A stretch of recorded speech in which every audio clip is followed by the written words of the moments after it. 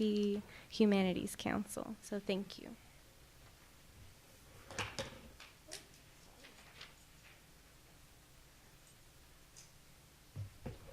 Thank you.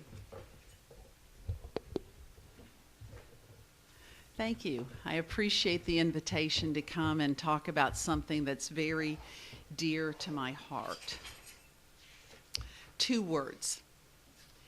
In all my encounters with Holocaust survivors and their families, and that includes survivors who have embraced forgiveness and survivors who have not embraced forgiveness, I always hear the same 2 words: never again. I wish I could assure you today that every student in public, private, or home education in our Commonwealth learns about the violations of human rights in historic events such as the Holocaust or other genocides. The kind of knowledge that makes sure that this never happens again. Unfortunately, in this country, Kentucky is not alone in the fact that Holocaust education is not required. It is not required to even mention the word Holocaust if you go to a public school in Kentucky. And it's unfortunate that we join about 40 other states in this fact. So what does our Commonwealth have? Well, right now we have a watered-down bill that took several years to pass. The Ernie Marks resolution.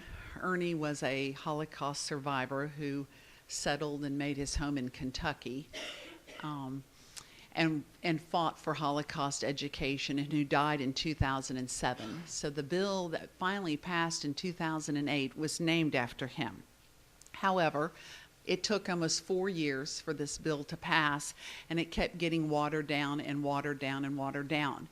And that was because after interviewing people who were involved in that legislation, at first, the legislators did not want to mandate something that was Jewish, since we were a Christian state.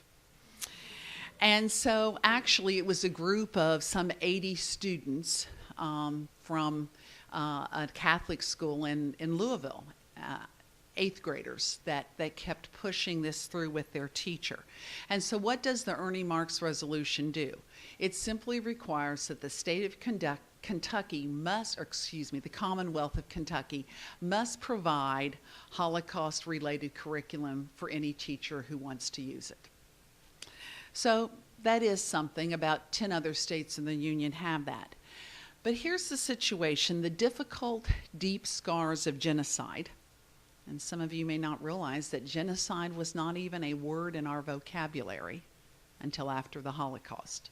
The word genocide came about because they needed some terminology during the Nuremberg trials.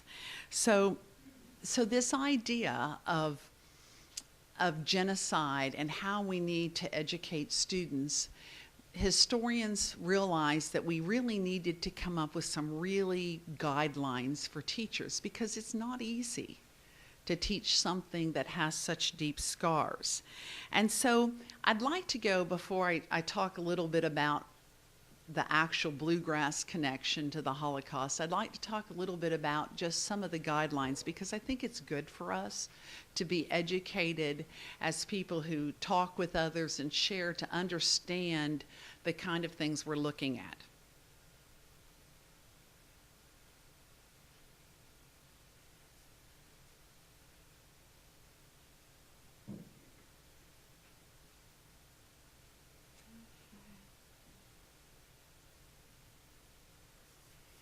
The first thing that we have to look at is we have to define the term.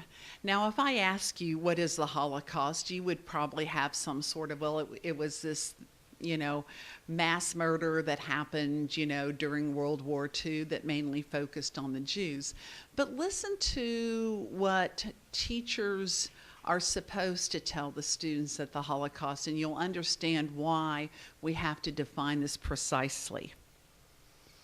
The Holocaust was the systematic, bureaucratic, state-sponsored persecution and murder of approximately 6 million Jews by the Nazi regime and its collaborators.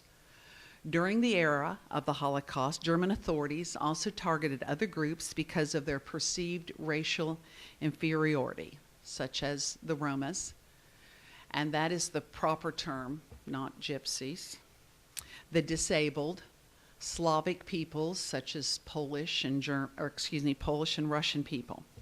Other groups that were perceived as political, ideological, and behavioral problems to the Nazis included communists, socialists, Jehovah's Witnesses, and homosexuals.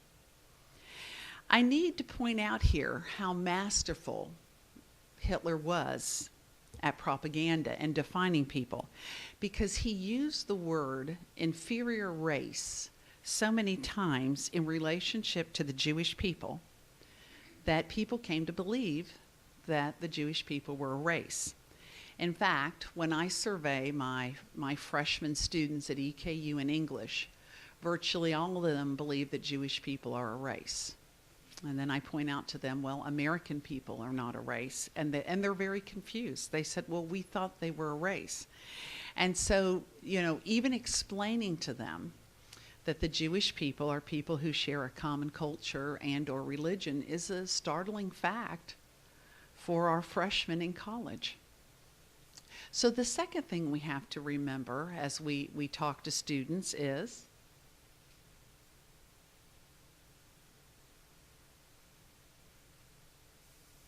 that we have to strive for precise language.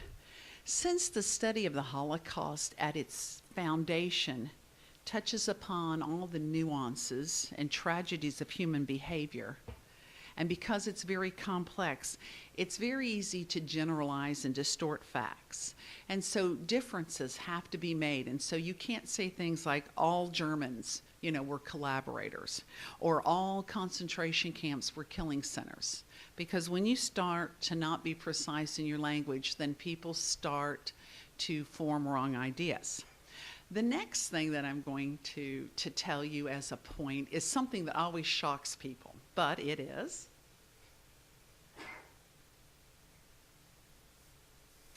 do not imply the inevitable. So even though a historic event takes place and it's documented in text and in film, that doesn't mean that the event had to happen. And believe it or not, people say, well, it was just inevitable. This with financial crisis was going on and da-da-da. But this obvious concept is often overlooked by people. The Holocaust took place because individuals, groups, and nations made decisions to act or not to act. Focusing on personal decisions helps us become critical thinkers. And one of the things in teaching the Holocaust to students, we always point out is there's only four types of people.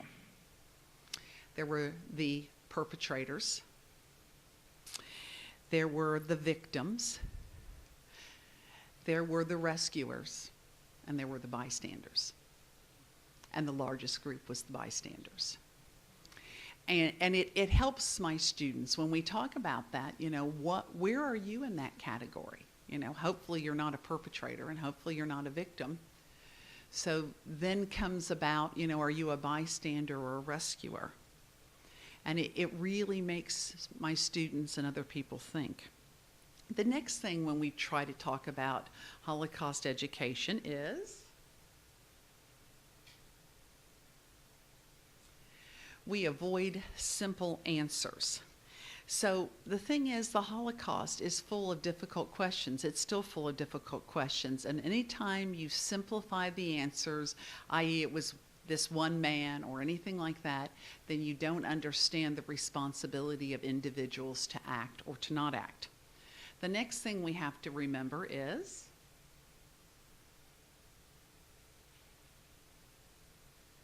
my screen thing didn't put my pictures and words together.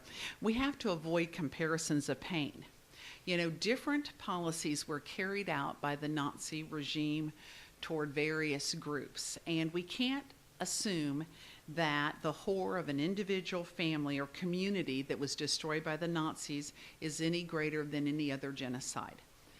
Remarks such as the victims of the Holocaust suffered more cruelty than everyone else does not help us to move forward.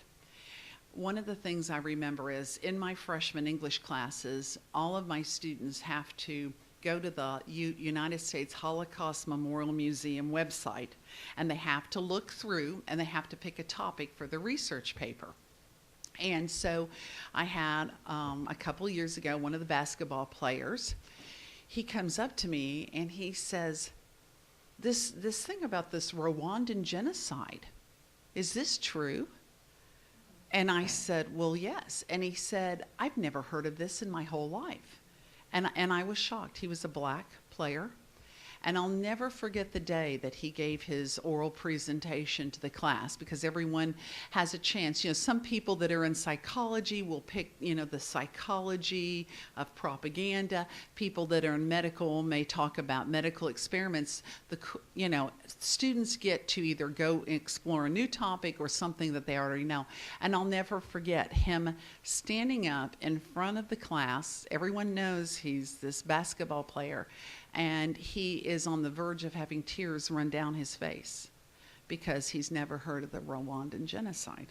And I still almost cry whenever I tell that little story. The next thing is we have to not romanticize history.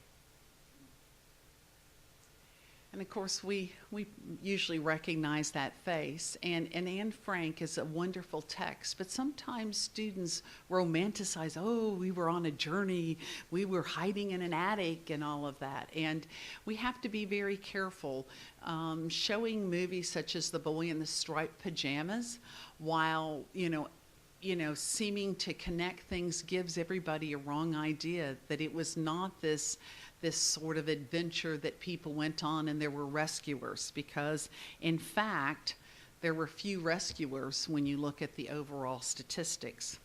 The next thing we have to remember, if we don't romanticize, we have to contextualize. And so if you look at a group of people, for instance, the Jewish people, and you always sort of look at them through this lens of the Holocaust, then you're doing them a disservice.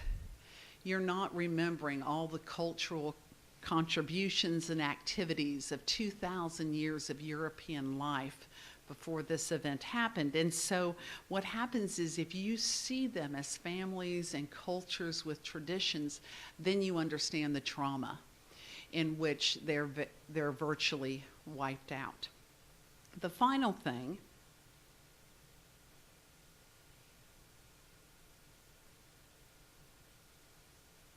is translating statistics into individuals. And this is a key part of the Holocaust, and this is actually why I'm really excited to be talking to you today. It's so easy because I think it's maybe because we're trillions and trillions of dollars into debt and people don't have any idea what numbers mean anymore. And so when you say 6 million Jews, and that doesn't include the other groups, were systematically murdered, that number really doesn't mean anything. But if I said to you that 2/3 of you in this room were wiped out today, that really means a lot more. So I talk to my students in statistical ways that virtually whole villages, whole families, I mean, when you think about it, 2/3 of all the European Jews were wiped out in this one event of history that took such a few years. And so when we talk to students, we try to get them to focus not on statistics, but on individuals such as Sylvia Green. And Sylvia Green is an individual. She's a person just like me. She's a grandparent. She was a parent. At one point, she was a little person, a child. And when we understand that these people are being portrayed in the fullness of their life and not first as victims, we'll understand and really develop empathy.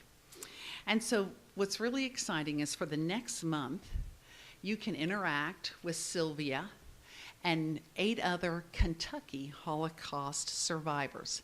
And there's a special exhibit called This Is Home Now that's at the Giles Gallery. The Giles Gallery is inside the Campbell Building, which is where the Gifford Theater is. And for ease, there's a $1 parking lot.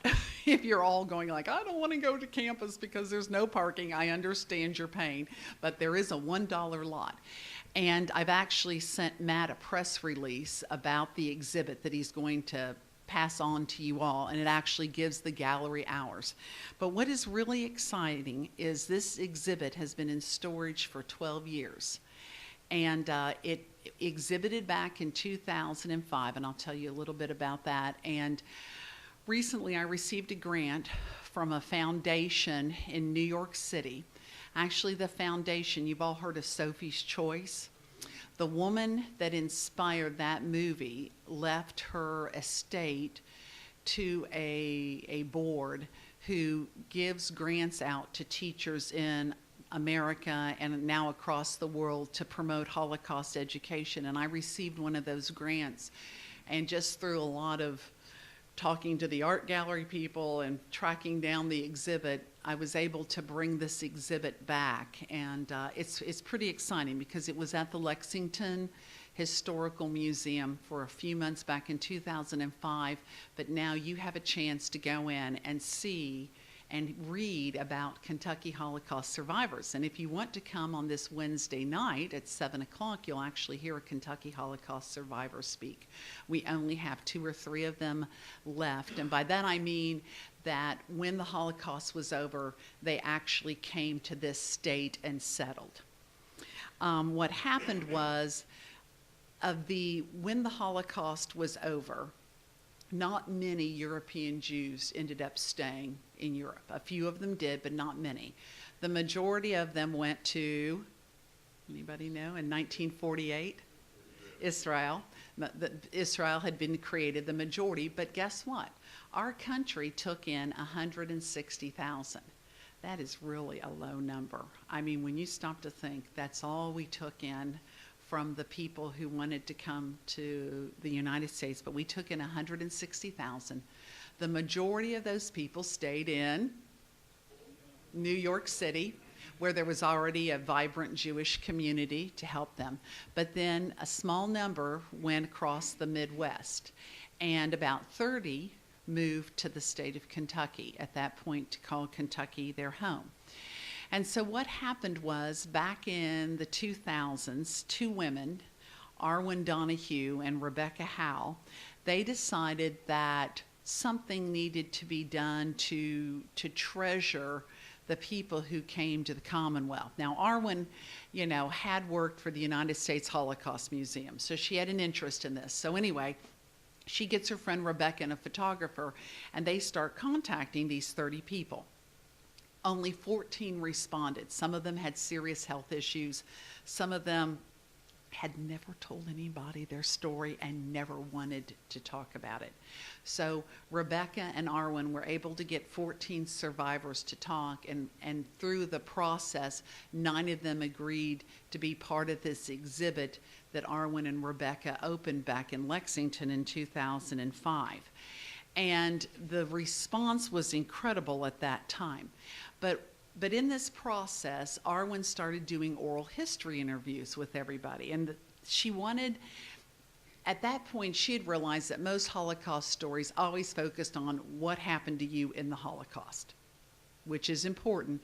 But she wanted to find out what happened to you as a result of the Holocaust that affected how you now had to find a new home, because they had no home anymore. No, most of them no family. And so she wanted to know, was your Jewish identity important still in a state like Kentucky? And some of the people had favorable responses, and some of the people didn't have favorable responses. One of the things you learn if you go through and read Arwen's transcripts is this idea of being Jewish was not a religion. For most of these people, it was more this ethical code and cultural inheritance for these people, and how they felt that suddenly they were in communities, but because they were labeled Jews and somehow still thought to be an inferior race because of Hitler's propaganda, they were not able to share their cultural inheritance and their ethical code. Think about that. How would you feel if you could not share your cultural inheritance or ethical code?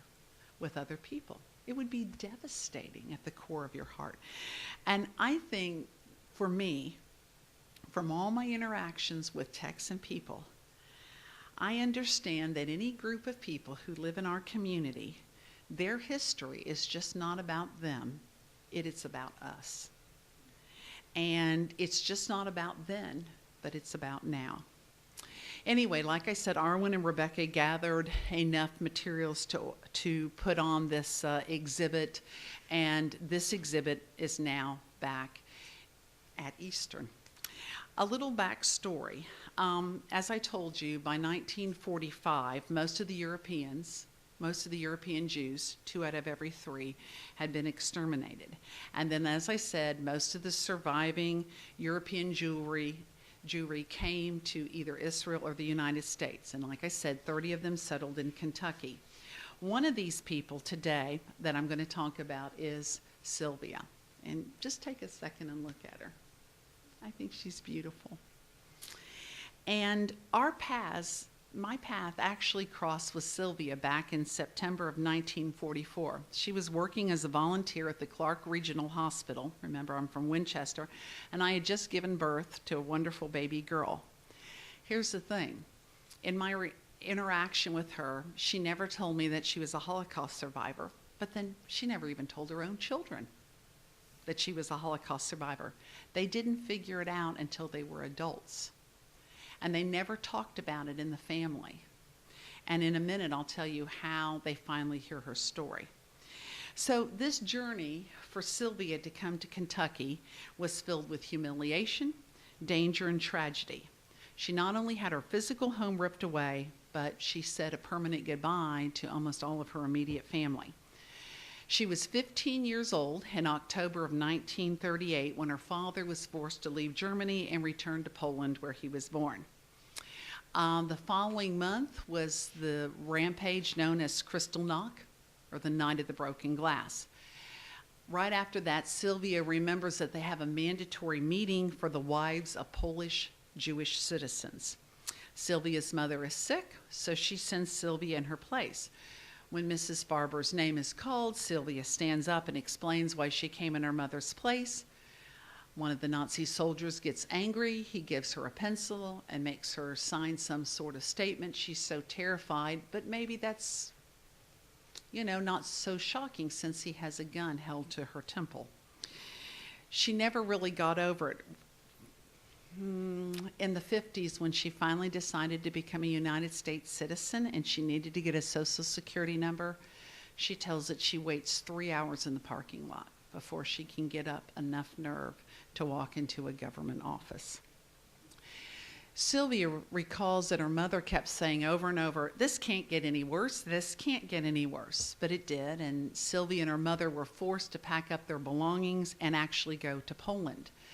Now, before this happened, the officials came to Sylvia's mother, and it was sort of one of those Sophie Choice situations. They said, you can only send one child to a safe location, to this boarding school in England. Do you want to send Bernard or Sylvia? And of course, her mother thinks that it's going to be safer if the brother goes, that somehow they won't do anything to the young ladies. And so she sends Bernard. And so Sylvia is left to go through the Holocaust.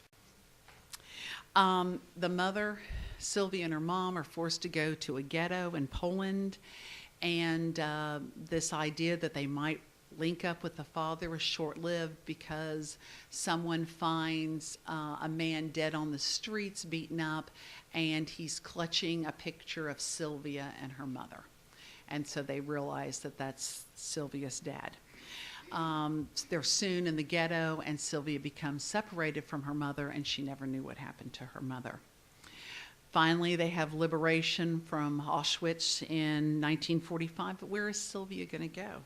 She didn't even know if her brother had survived the war. But one thing her mother had drilled into them: there was distant relatives, the Leon Urbach family in Lexington, Kentucky, and if you needed help, write to them. So Sylvia doesn't know how to write or speak English, so she asks a British soldier. She writes down the name, and she somehow manages through a translator to say, will you send a letter to this family and tell them, will you send, I know, it is a climatic part of the story. Good for you, you're listening. Ask them to send a letter. I thought, wow, the power of a letter. He does that. What if that British soldier had never sent that letter? Boy, does that remind us to take care of our commitments. When we tell people we're going to make a phone call or do something, we have to follow through. Every time I tell this story, I'm reminded of those tiny commitments we must do. Anyway, he sends the letter, and the Leon Yerbach family in Lexington get it, and they immediately contact Bernard, who's living in another city in Kentucky, and tell him, guess what? Your sister is alive. Well, I mean, he's just overjoyed. And he ends up going back to Poland to pick up Sylvia to bring her to the United States. And so that's why one of the reasons was she was able to come in the United States, because when Bernard went to Britain and they realized that he could speak 7 languages, he immediately was drafted into Army intelligence. Okay, and so he worked for the war. So he had a secure position here. So he had that passport to bring Sylvia into the country. And so, of course, when they came here, Sylvia immediately fell in love with New York City, the life, the excitement, the Jewish population, all of that. But Bernard said, no, we are going back to Lexington. You will love Kentucky. And so they came here, and it was a little bit coming into Kentucky at first, and so the Yerbachs, of course, wanted the brother and sister to stay with them, but no, they wanted their independence. And even though Bernard didn't do too bad, Sylvia worked all sorts of jobs, trying to earn enough money because, they wanted their independence. They wanted their own place. And so in the process of working, Sylvia meets a man named Jake Green who lives in Winchester, and they fall in love. And of course, Bernard is not too sure about this, even though Jake is a Jew. He hasn't been through the Holocaust. And Holocaust Jews look at themselves as a minority within a minority. And he wasn't too sure, but finally they prove that true love will win out, and he gives in, and he jokes, he says, I'm not losing a sister, I'm gaining a bathroom. And so, I know, we laugh at this, but Bernard says, no, I am serious. Because see, one of the things was after the war, Sylvia struggled, as other Holocaust survivors, with always feeling dirty. They had lived with constant lice, and the idea of having access to a bathroom and clean water was unbelievable. And so it was not uncommon to read about Holocaust survivors taking 3 or 4 showers and baths a day, just because they couldn't get over the fact that they could actually do it. So he really was gaining a bathroom. Despite her love and marriage to Jake, Sylvia did not share much of her past with Jake until she became pregnant. And that's when the nightmares began. Sylvia would dream that the Germans were coming to take away her baby. She had seen in the past how they would destroy Jewish babies by throwing them against the wall because they didn't want to, quote, waste bullets. After their son was born, Sylvia's nightmares tapered off. She and Jake had another child about 4 years later, a daughter, and all of this is happening in Winchester. And then, of course, as I told you before, in 1952, Sylvia becomes an American citizen. But even becoming an American citizen, that actual day, that process was not without pain. Sylvia was called up in front of the Kentucky judge, who evidently was just scanning through the request, not looking carefully, and he says, I notice here you were incarcerated. What were you incarcerated for? I know. Sylvia just started crying, and she said, the only crime I ever committed was I was born to Jewish parents. And then the judge whispers, I'm sorry. Sylvia, so as I told you, she hadn't told her children, and her experiences did not come public until 1983.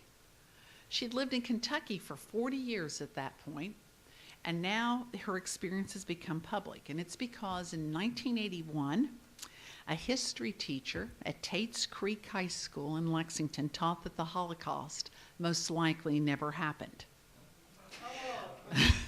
Yeah, this incident of Holocaust denial ripped across the community, and the teacher was told, stick to the textbook. Well, of course, the textbook doesn't even mention the Holocaust, but he's told, stick to the textbook.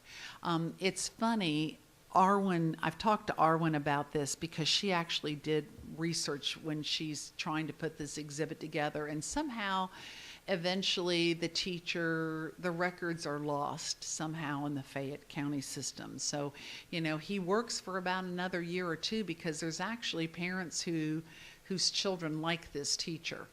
And so the bottom line is, but it's in 1981 that suddenly this comes to the forefront in the state of Kentucky.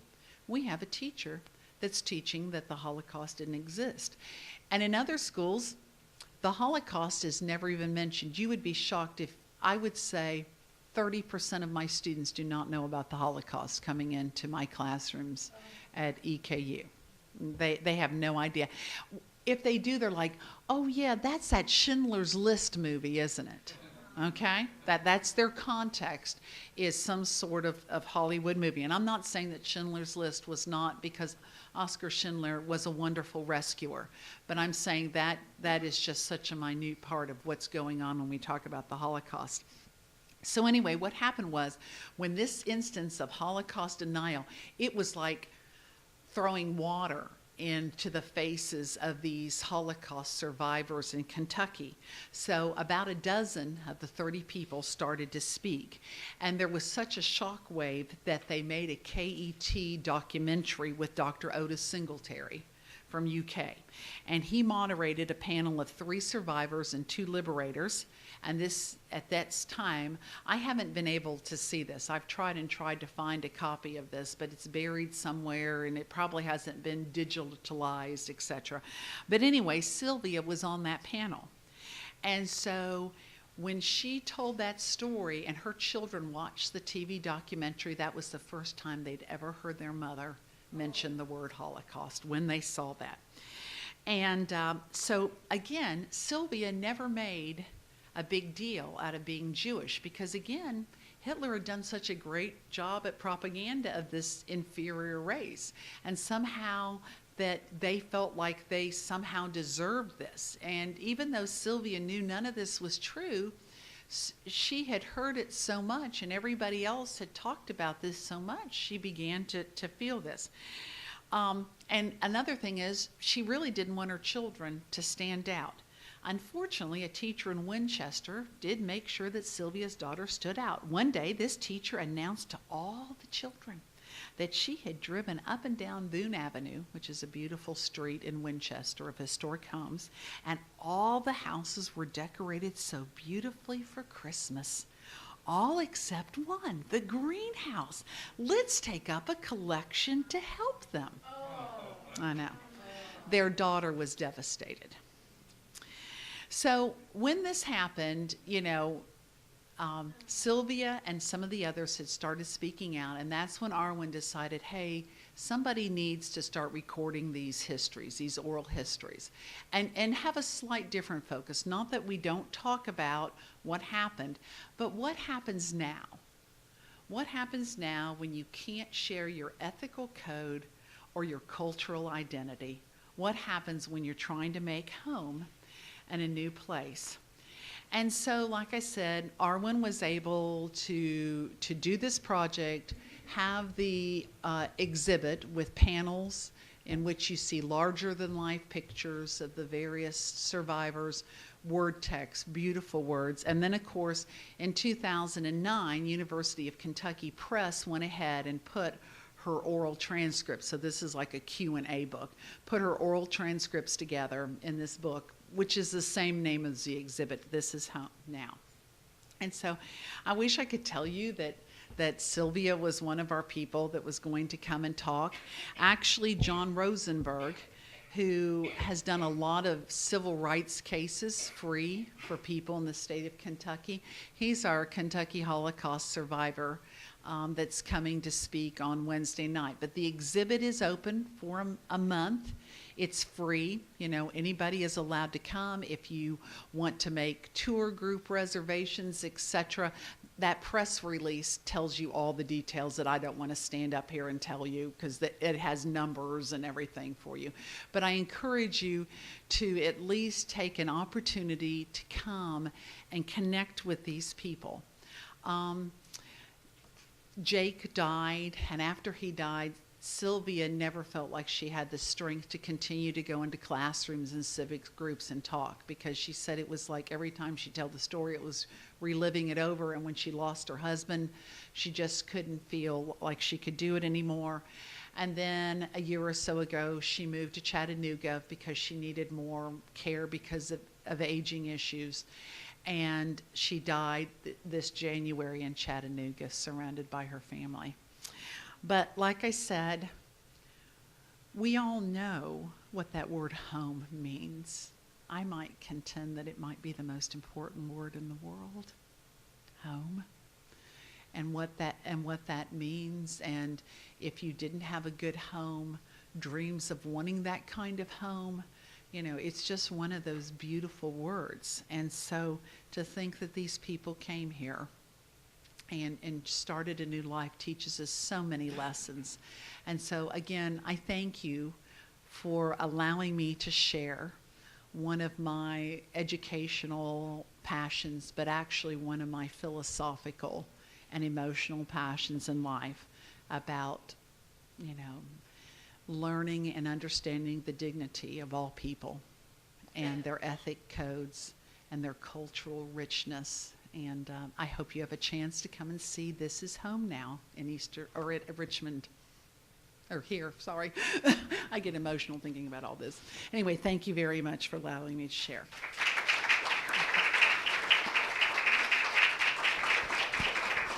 Questions? I'll try to answer them the best I can. Well, I think one thing that I'm Jewish, so but lately the problems we've had in our country, in Charlottesville, running up and down the street, I thought, you know, it's Kristallnacht, Right. deja vu, and nobody's like doing. I mean, you know, a few people out on the street protesting. Nobody, and you look again, Puerto Rico, you know, Southern Florida is taken care of. You know, they've got dehumidifiers in their houses and everything. But the brown people and black people who live in Puerto Rico are, you know, their mayor is standing on the TV, and I mean, you go, girl. She, you know, crudely put, ripped him a new one, the president. And, you know, so here we are again. It's the same old thing. You know, never again. Well, that lasted about 10 minutes. And before that, we had the Armenians. Let's see, certainly in my lifetime, besides the Holocaust, we had the Bosnian Muslim men. In Burma, the good, patient, Buddhist, you know, what are they doing? They're killing their Muslim minority. So, Yeah. I mean, really, what have we learned? We've learned a lot that it's okay to kill people you don't like because nobody will do anything. And that's, you know, as a teacher, you know, I was an English teacher, you know, teaching writing. And I thought, what good is writing if you can't write something to change the world? And so a student of mine introduced me to another teacher who was a Holocaust educator. And I never thought about, you know, as a college English teacher, but I got involved in it and I started going through training. And so even though I'm teaching English, we're writing papers about human rights issues, and we're looking at history and what do we learn from history. And I know what you're saying, and all I can say is every time I do that, are you a perpetrator, a victim, a bystander, a rescuer? And I can convince somebody that most of you in this classroom are bystanders, and you cannot be a bystander. There's a wonderful poem I will share real quick. You will appreciate this poem. First they came for the Jews by Martin Niemöller. First they came for the Jews, and I did not speak out because I was not a Jew. Then they came for the communists, and I did not speak out because I was not a communist. Then they came for the trade unionist, and I did not speak out because I was not a trade unionist. Then they came for me, and there was no one left to speak out for me. So I understand your pain. It's, that's why I like to, this is not a usual talk in the Kentucky Humanities Council, and I'm grateful that when I proposed it to them, they understood the need. And like last spring, I spoke to 1,000 students in high schools. And it encouraged the librarian to go in and totally redo the whole bookshelf area. And it started a whole thing. So all we can do is start conversations. And that's why I sort of gave that opening introduction that's sort of like what a teacher would get. Because I think when I first learned the definition of the Holocaust as a systematic, bureaucratic, state-sponsored, when I realized that, and I said yes, it gives people that understanding of you must stand up for your rights, you must vote, you must do things. Because I would have never defined, I probably would have thrown Hitler's name in there, but what happens is we take away individual choices.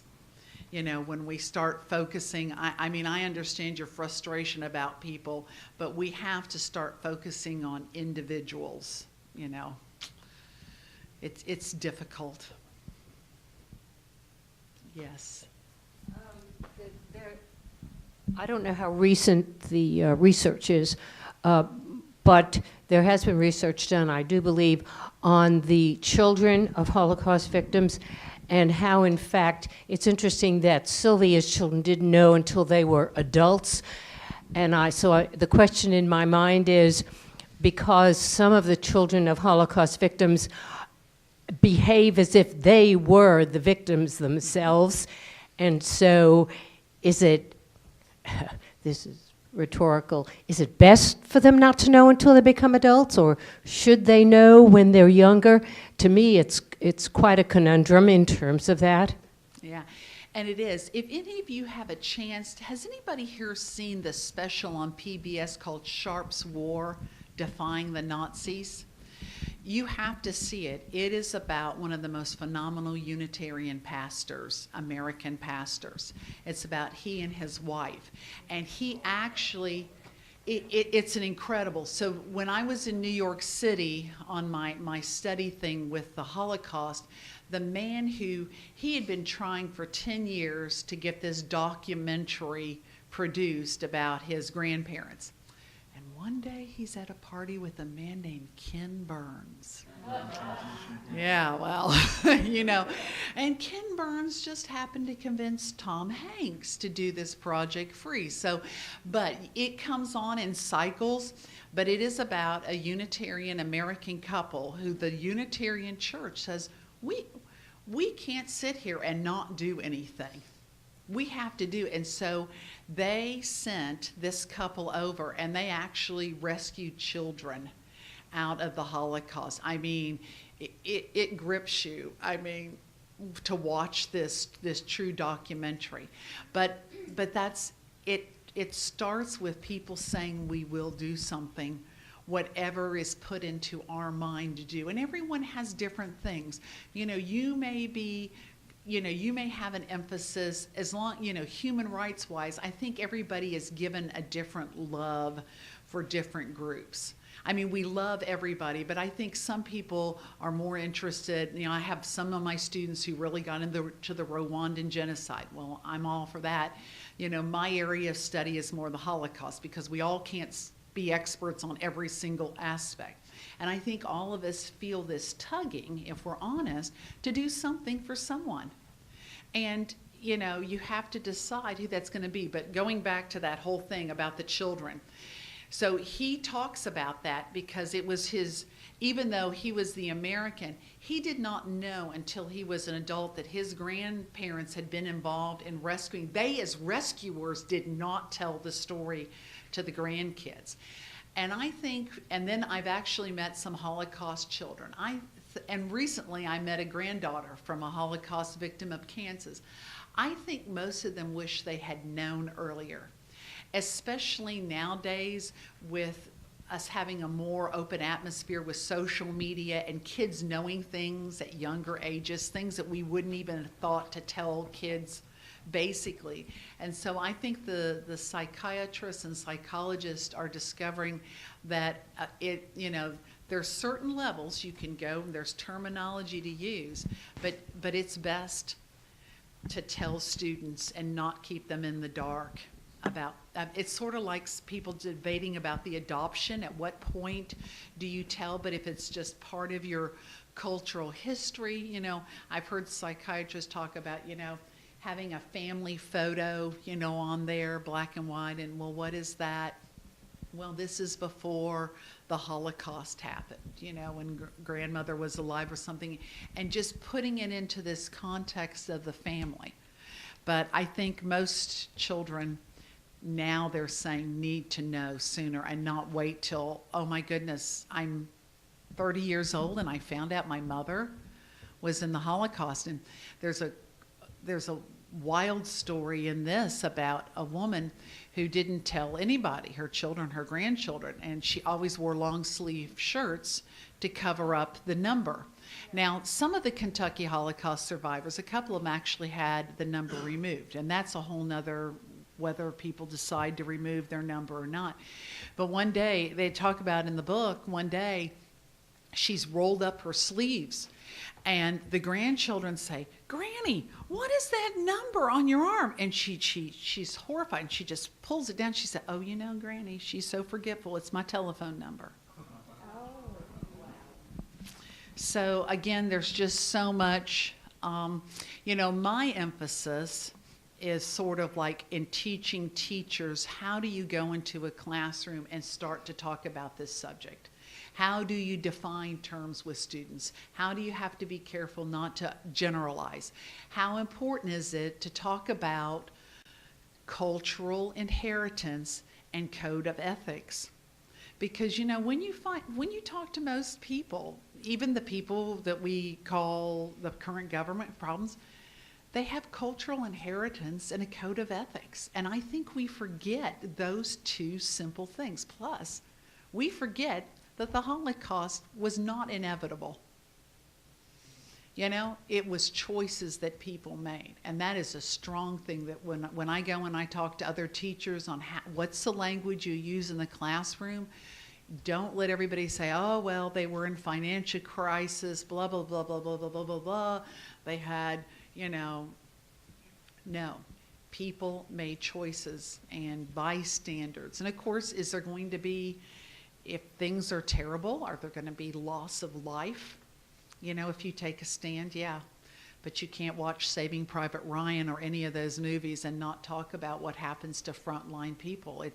It's horrible. War is horrible. I don't, I always feel a little intimidated talking about this because I don't have any answers for any of you other than I'm trying to share my heart with people about how we have to love everybody's cultural backgrounds and code of ethics, you know. So like I said, I always feel intimidated talking about this subject. Yes. As a psychiatrist, I was just going to say something about the telling children versus not telling children. I think the problem is if you don't tell the children, they actually know something what it is that they know is confusing to them, they can tell by the way the parent is acting that something is wrong. And when you don't talk about it, then they get confused about what's going on. Oh, perfect answer. Thank you. I'll use that because people do ask. And like I said, there's a lot of literature, but the literature is always saying talk to the kids now. There's a topic of what's it called, transgenerational trauma, and Right. there really is it really actually gets transmitted. Oh, it does. And I've had students actually end up writing about that as a part of, a paper. What I love, and I've tried to encourage other teachers because you wouldn't believe how much students say, oh, I didn't know this, or I didn't know that, or oh, I'd seen some Holocaust movies. And then they start researching, and like I said, I let them pick anything that they want to. And one of the things I love about, though, talking about the Holocaust, it makes students who think they are on this side of how they feel about things, like, maybe not really a good side, when they hear about the Holocaust and how we had a ship with, 600 people, and because Cuba said they were going to take them in. And then the U.S., they ask for mercy, and we turn them away in World War II, and they go back, and almost all of them are killed, and I can't think of the name of the ship off the top of my head. St. Louis. Yes, thank you. St. Louis. People are like going, you're kidding, we didn't take those 600 people in? No. What was the word you said that didn't exist? It wasn't Holocaust. Oh, genocide. And my students are always shocked about that. They said genocide, and it's like, yes, that word, was coined when the Nuremberg trials came about to so it's a modern word. Now they've gone back and used the word for other incidences, even with American Indians and stuff. But at the time, nobody named it, and they felt that when the Nuremberg trials happened, they needed a precise term. And so that's the word came, and now they've looked back and applied it to other things. But at that point, we just used mass murder or whatever. They didn't have a consistent historical term for it. Any other questions? And the music was marvelous. Thank you. I felt like we could have all gotten up and had dancing or something with the Jewish cultural heritage. And that one hymn, it had that Jewish sort of melodic tone. The music was marvelous today. Thank you so very much. Thank you again. I'm going to leave a few postcards up here if anybody wants to take a postcard or wants to send it, to a friend to come to the exhibit. And then, like I said, Matt said he'd make sure that you get all. I just didn't want to give you names and numbers, and then you're writing on the back of a envelope bill, and if you're like me, you've lost the envelope bill. So. Anyway, I'm just going to leave these up here. Thank you again.